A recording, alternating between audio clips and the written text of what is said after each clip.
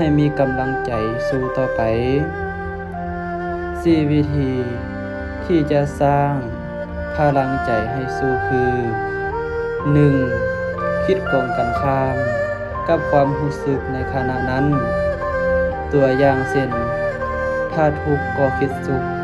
ถ้ายากก็คิดง่าย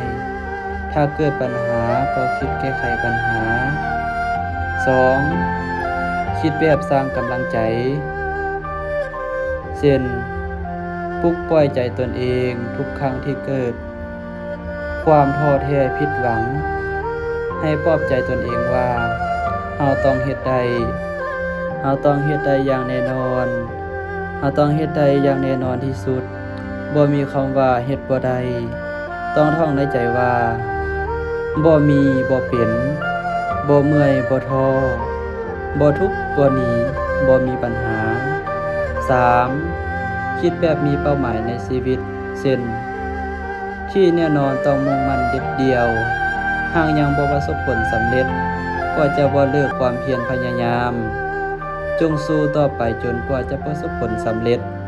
แม้ว่าจะเป็นวินาทีสุดท้ายของลมหายใจก็ตาม 4. คิดใหญ่บ่คิดเล็กเช่นเบิ่งปัญหาออกแก้ปัญหาเป็น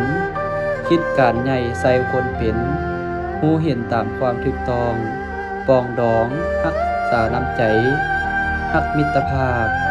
อย่าลืมว่ายิ่ง